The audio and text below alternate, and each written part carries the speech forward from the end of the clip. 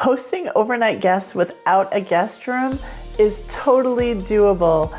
Do not put off having friends and family come over just because you don't have a guest bedroom and feel like you can't accommodate them.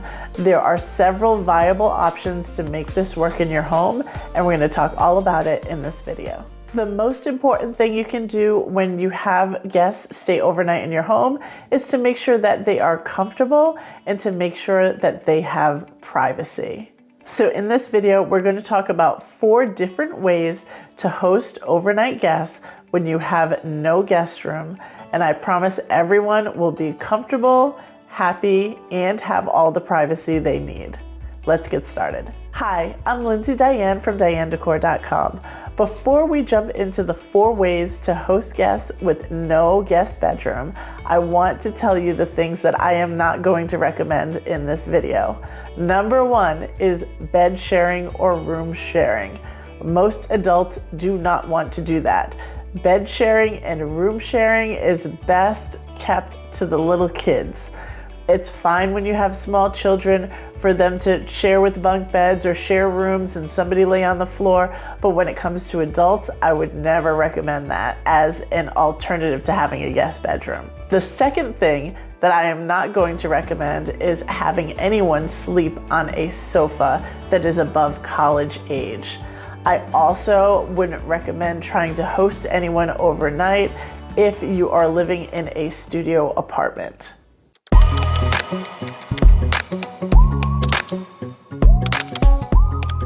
The first solution for hosting an overnight guest when you do not have a guest bedroom is to convert a room. This is most easily done when you have a home office, a playroom, a den, or a finished basement. You can convert a room into a guest room very, very easily.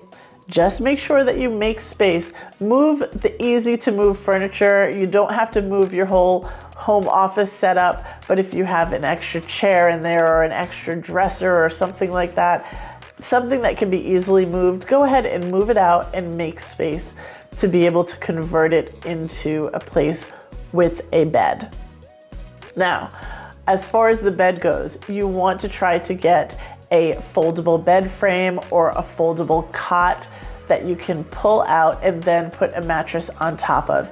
It can still be an air mattress, or it can be one of those Japanese floor mattresses that are really popular right now. Either one of those are fine, but ideally you want to elevate it off the floor so that you don't have grown adults sleeping directly on the floor. It's just not that comfortable. Getting in and out of the bed is a little bit awkward, and you want to accommodate people of all ages, sizes, abilities. And to do that, ideally, you want to go ahead and raise them up a little bit. And you can do this easily by getting one of the foldable bed frames. They're relatively inexpensive, and I think well worth the investment if you think that you're going to be, hosting guests frequently or even a couple of times a year. It's definitely worth the investment to have.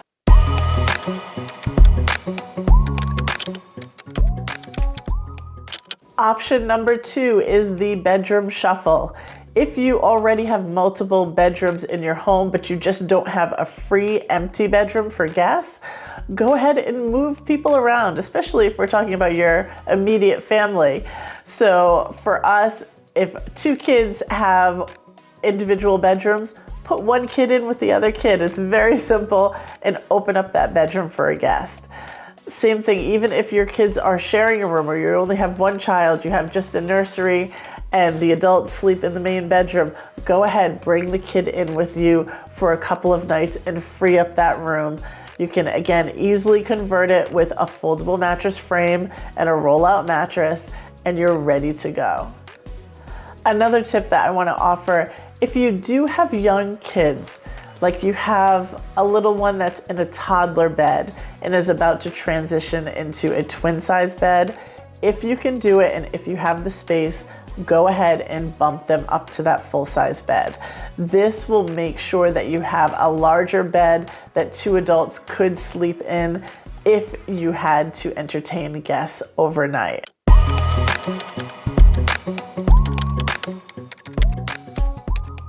The next option is the day to night switch. Now, this is most commonly done with a living room. You can easily have it be a common area during the daytime where everyone sits, they hang out, they watch TV, and then in the evening time, it converts into a bedroom for your guest. Now, this particular situation requires you to set some sort of expectations and ground rules, right? You do not want to be up late at night, midnight, watching TV on the sofa and have your guests just be ready to go to bed and be ready to pull out that sofa into a bed and lay down and have some privacy. You want to make sure that you give them plenty of time in the evening to unwind in privacy. If you have one of those sort of accordion screens to partition the room, that's even better. That will give them more of an enclosed feeling and a private sort of area just for them. Also, the same is in the morning. You want to make sure that they have an idea of what your morning routine is so that you don't come barging in at 6 a.m. banging pots and pans and waking them up while you're in the kitchen.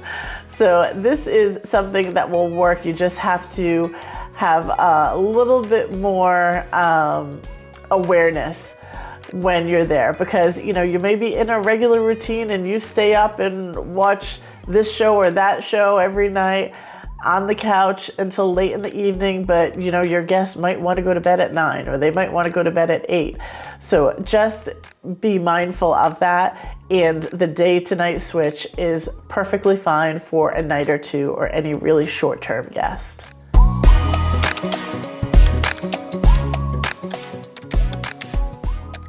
Now, this last one is a solution for when you just do not have the space at all. And that is to opt for an Airbnb staycation.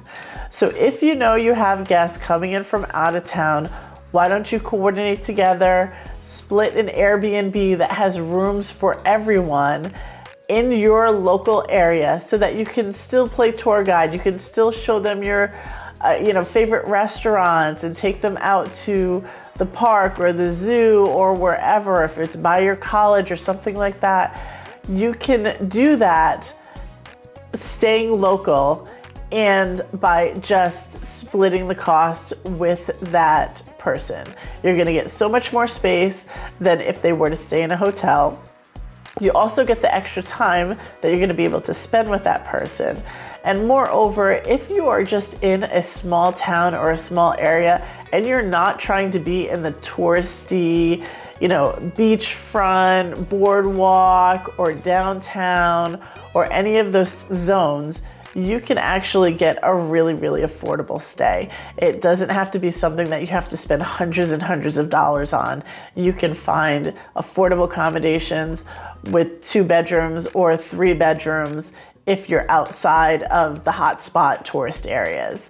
So this is something to consider. Airbnb has not always been around. It certainly wasn't when I was growing up, but it's something for sure. If I did not have a way to convert a room, do a day to night switch, or shuffle around some bedrooms and some kids, I would definitely do this if I needed to entertain guests that are going to stay for a few nights.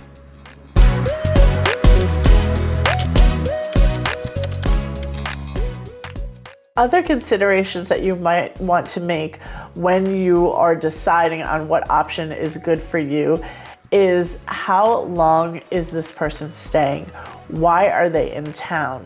Is someone here to visit you and spend time with you?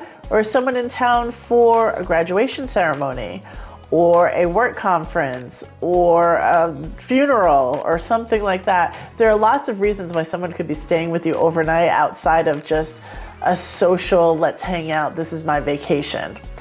And depending upon their reason for being there, you may not want to go through the hassle of doing some of these options. So let's say someone's in town just for a conference. They're gonna be out all day and during happy hour, and you might not see them from 7 a.m. until 9 p.m. Well, if that's the case and they're really just coming to crash, then I wouldn't necessarily go through the hassle of a bedroom shuffle and moving my kids around, or a full conversion of my home office into a bedroom for them. You might not need to do certain things if they're only going to be there for a very limited amount of time. Also, consider who's visiting. If it's my grandmother, guess what? There's no way I'm putting my grandmother on an air mattress, even if it's on a fold-out bed frame in a home office. That's just not gonna happen. I would give her my room. There are very few people that I would actually give my room for, but that is one of them. But if it's kids coming to stay, it's easier for them to do a day to night switch or, shuffle around the bedrooms or something like that. But if it's someone maybe that's older, maybe they aren't good with stairs, and so you don't want to put them down in your finished basement. You want to, just consider everybody's abilities and their needs. That's it for this video. I hope you found it helpful. Don't forget to visit me at dianedecor.com. I post all about home entertaining, home decorating on a budget, and interior design trends over there. I thank you so much for watching, and I'll see you in the next video. Bye.